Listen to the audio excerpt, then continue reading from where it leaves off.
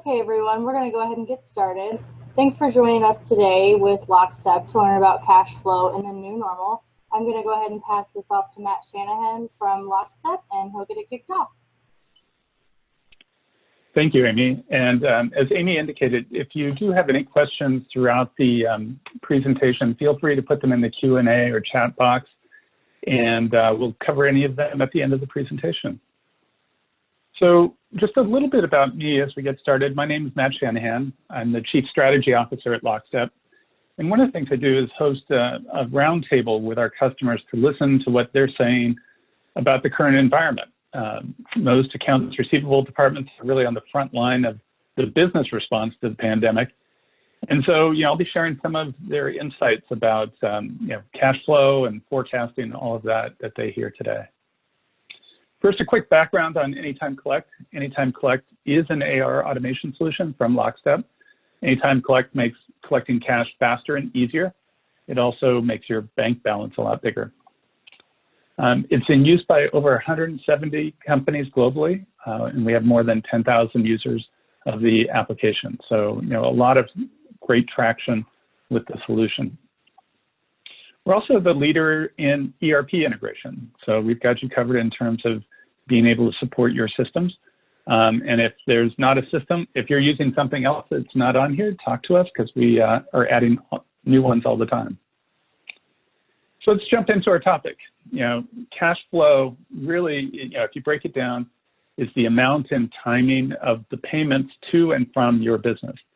Specifically, when money is actually deposited in your bank account or given to you during an immediate transaction, that's considered cash inflow. When you pay for an expense and the money leaves your bank account, that's the cash outflow. So more than ever, we're hearing companies need to find a way to manage and forecast this flow.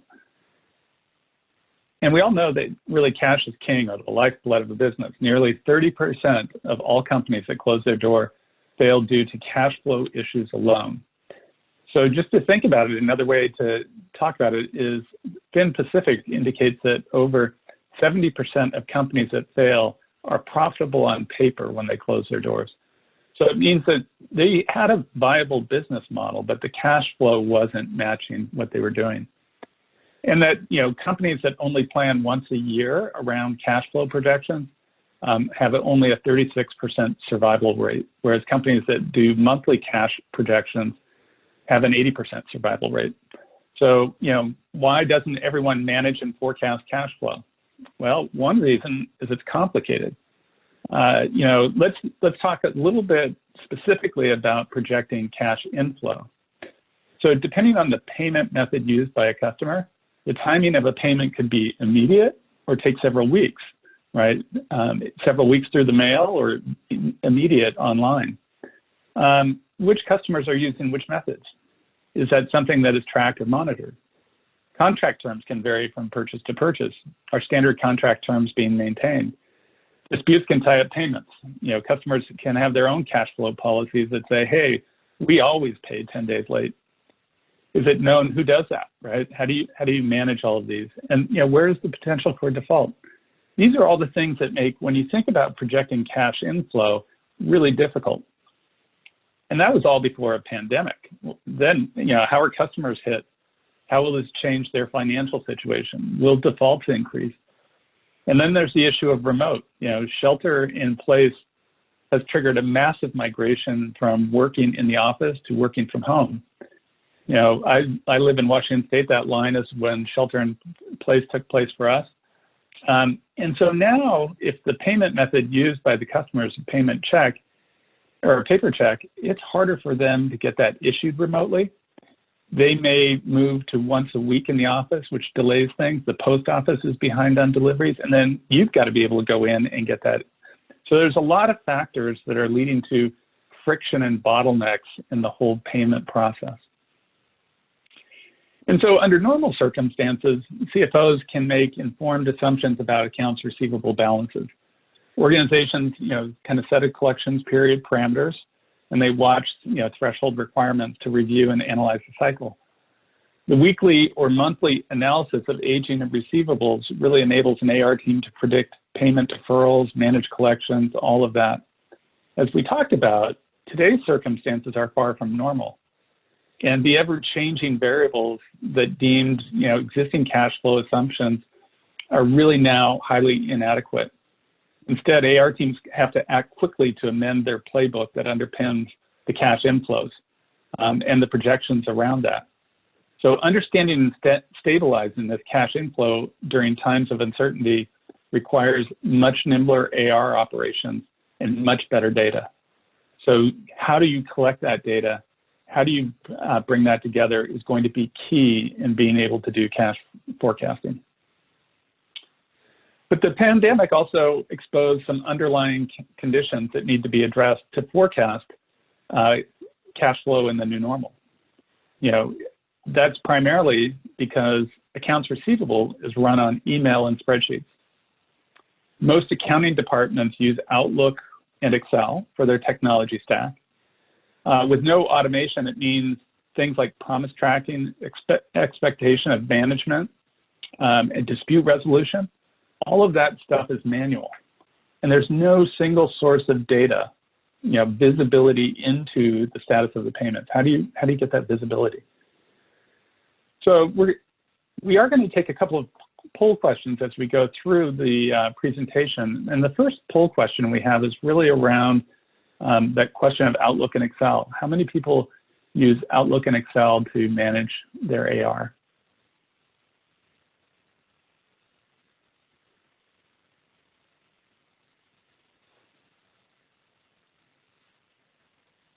We've got a couple of them.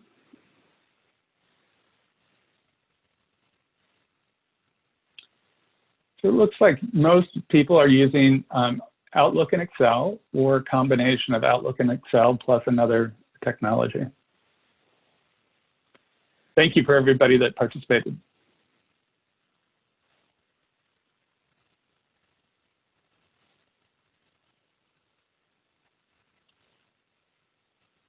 So let's get into some of the challenges about what got exposed. So manual processes really create friction.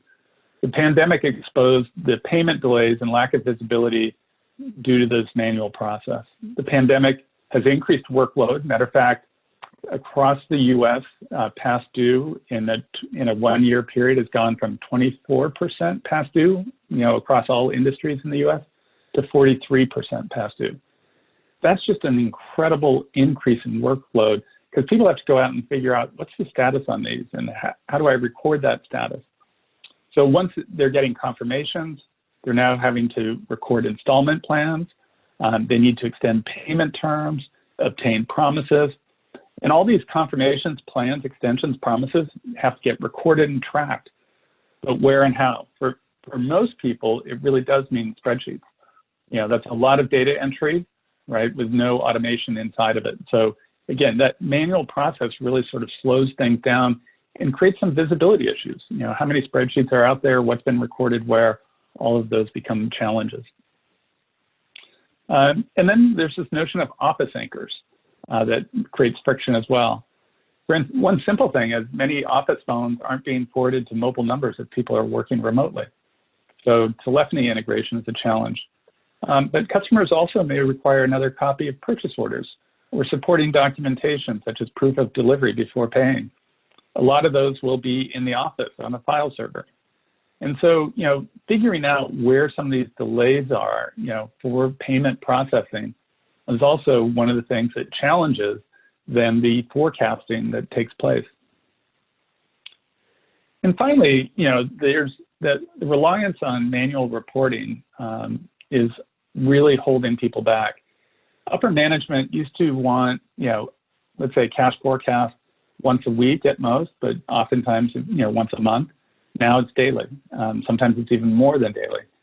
And this means individual team members are summarizing their status and rolling them up, and then someone's consolidating and reconciling the results before putting like final formatting and then publishing. So it's a lot of overhead, right, to get this kind of forecasting in place. And needless to say, as soon as that forecast is created, it's out of date, right? Because things are changing all the time underneath this. And that's really the challenge. And this dynamic is going to be here for a while. The new normal, everyone talks about kind of opening in 4 phases, certainly in the US. And right now, the best projection for the entire US to enter phase 4 is the end of 2021. So we've got at least another 15 months of this challenge of the economy running under this new normal and having to deal with remote work and all of the aspects that go with that. Matter of fact, one of the other poll questions that we have for people is, once the pandemic ends or it gets into a phase 4, will you be working remotely as a permanent fixture or just part-time? And so we put up a poll on that, just interested to see. We had someone who never left the office.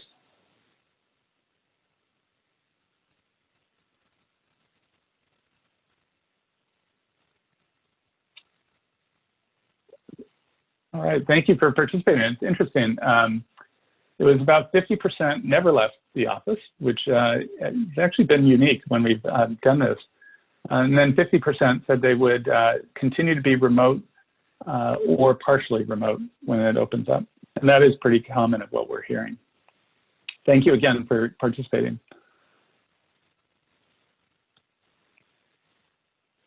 So I want to jump into now, how do you, given all of those challenges, what's the solution to start being able to project certainly cash inflow, which is one of the most important aspects right now. So knowing your cash flow position, and one of the key things is to know it. What are the issues in front of you? And timing is also another important part to that. The sooner you know something, the more time that you can proactively address that. And then that's the benefit of giving yourself that time to take proactive action. So here are kind of the key things to think about. Projecting cash in the new normal, you need to replace spreadsheets with a single source of truth for online reporting. The online reporting must be kept up to date with automation, about changes in status. So if that's manually updated, it's not nearly as valuable. Each projection, should contain a breakdown about the basis, of that projection. So it gives you insight. The projection should also account for potential risks, highlighting things that you could mitigate. And ideally, there should be an automated monitoring to trigger activities by the AR team. So if something, happens, we just talked about being proactive. How can you identify an issue and proactively get ahead of that cash flow issue? So the new normal really relies on having a cloud-first mindset. How do you give AR teams and stakeholders access anytime and anywhere? That's got to be a critical aspect. The online reporting should always be cloud-based and current and up-to-date. It should be interactive, allowing users to drill into the projections to see the detail. The data should be exportable for advanced analysis, so maybe take it into things like Power BI or build up other graphs or visualizations of it.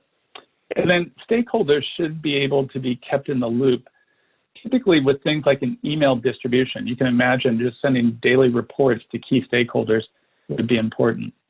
And so when you think about it, that's one of the questions you want to look at right now. Does your ability to forecast inflows allow you to be cloud-based, always up to date, let you drill into it, get the data out if you need it, and share it with ease? The other key thing is you want automated updates. So that forecast, is going to be changing daily, right? If you have collections team making calls, if you have customers going online, to make changes or promises or payments, if there's in the background, there's predictions being done, how do you get all of that updating that online report? And so with hundreds, thousands, or even tens of thousands of open invoices, you've got to figure out a scalable way to track and update that.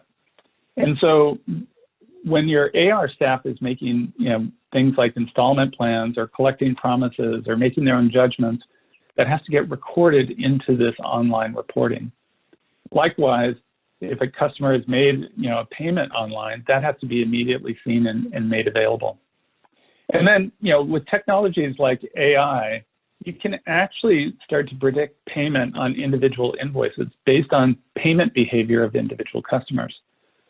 So when all of this is automated, there's no need to be in Excel to do this, and your forecast can be much more accurate and up to date.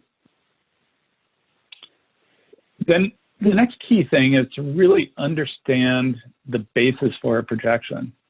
You'll want to be able to understand how much of the outstanding balance have customers confirm payment with a promise, right? So that has a different, expectation of coming in versus no promise. How much have your AR staff judged what is coming in and recording that expectation? So, you have an individual member of your staff that says, oh, I know this customer, here's how they pay, here's what's going to happen. They get that in place.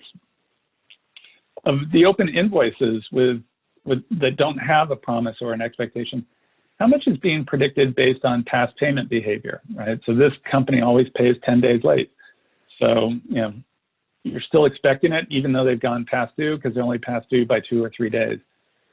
And then the other one is to think about, if it's a new customer, you really kind of have to think that it's going to be on their due date because you don't have the payment behavior, don't have the promise or the expectation.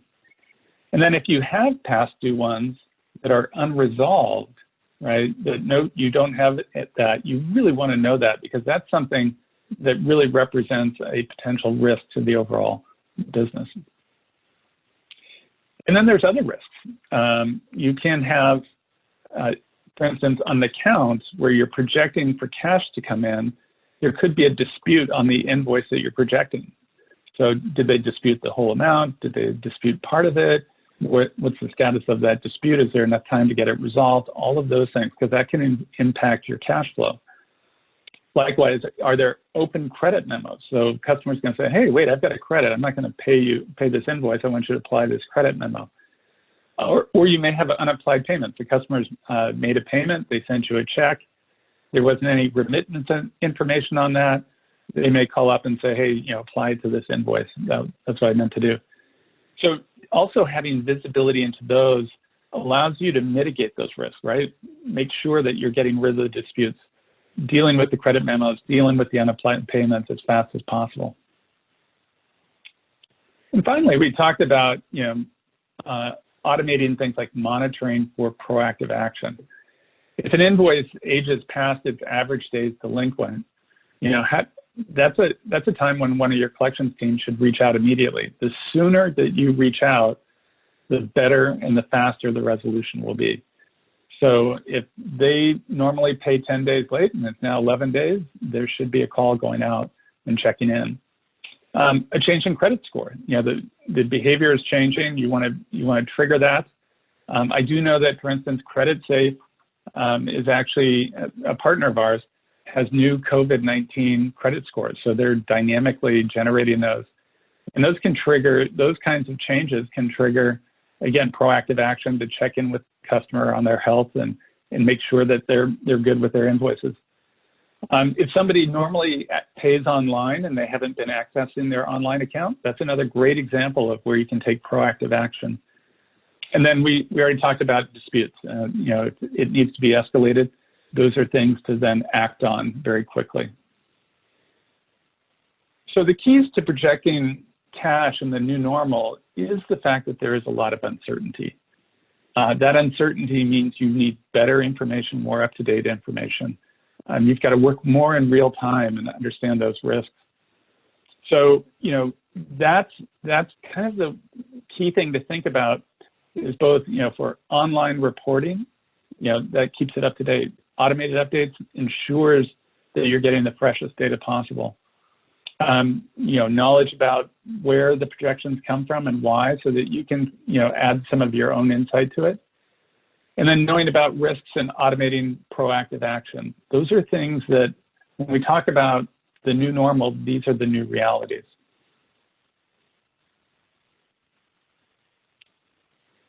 So the benefit, you're able to identify and mitigate issues proactively. You can keep all your stakeholders informed. It'll actually, kind of make it much easier for you. You'll free up staff time to focus really on those customer-facing activities versus internal forecasting. And then, the obvious benefit is if they're spending more time with customers, you're going to make your own bank balance bigger. We recently announced a new cash projection module inside our dashboard. And if you'd like a demo of it, certainly, contact E2B or Anytime Collect. And we're happy to kind of take you through and share that with you. Also, I would say, join or go to anytimecollect.com. You can request a demo or an assessment there. We also have an industry-leading blog.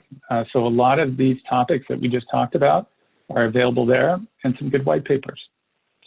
So with that, we'll open it up to any Q&A.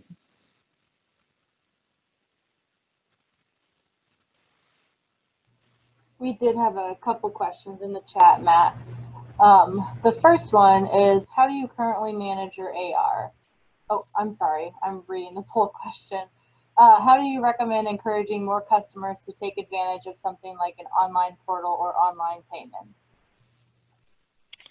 Yeah, it's a great question. So for online, we've actually worked with companies to, we call it adoption, and doing simple things like sending links to an online portal where they don't have to use a password to gain access to their online account, is one.